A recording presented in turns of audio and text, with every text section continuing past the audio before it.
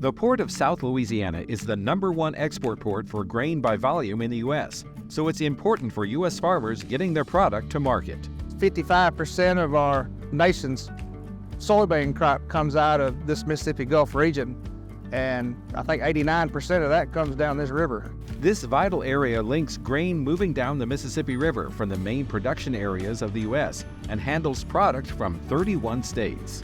Of 100 million tons of grain every year, 60% of the nation's grain comes and exported right here at the Port of South Louisiana to over 90 countries throughout the world. The efficiency of this key grain infrastructure outlet also helps to keep barge freight rates lower. And that journey, because it's by barge, is very economical, it's very reliable.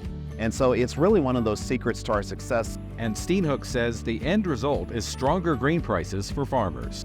When your supply chain becomes better or worse, those benefits or those costs get passed on to the farmer in the form of basis. The efficiency of the Port of South Louisiana is also a key to keeping U.S. farmers competitive globally. There are other countries that can produce the bushels, but they can't get it to market as efficiently as we can.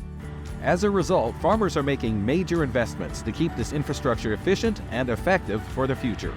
U.S. soybean farmers have led efforts to fund research on lock and dam upgrades, as well as dredging on the Mississippi River.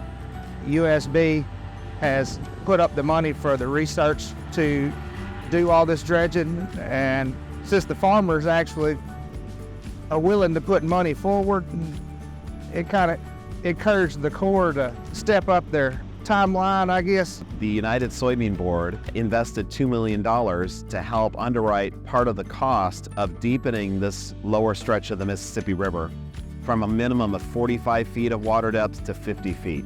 And that deeper depth allows another 500,000 bushels of beans to be loaded for export. Is that you can put more freight, and in our case soybeans, per vessel, from about 2.4 million bushels of soybeans to 2.9 million bushels of soybeans. Steenhoek says that lowers shipping costs and adds to the value of the soybeans exported. Our $2 million investment, I think they're getting a return on basically it's 13 cents a bushel more of what they're getting because of the more freight that they can put on a ship. Which adds up to a major annual benefit for U.S. soybean growers. What our research calculated was that farmers would benefit from this cost savings because our supply chain is more efficient due to the deepening of the channel.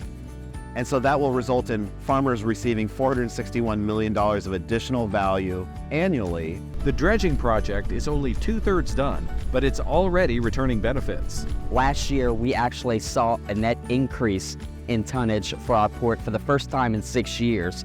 So we have a 50-foot or greater channel from the Gulf of Mexico to about River Mile 170, and eventually River Mile 232, the project will be completed. USB also funded research to help with the modernization of locks and dams on the upper Mississippi River. I know Lock and Dam 25, we're doing some help with a lot of research in that area to try to redo it, because a lot of our locks and dams were deteriorating.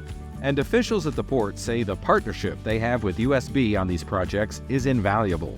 So the partnership that we have with them for communication, but as far as research that they do and the funding that they're able to contribute for infrastructure projects for dredging this Mississippi River to where it was, is much attributed to the work that the United Soybean Board has done. So we appreciate the partnership, we want to strengthen it,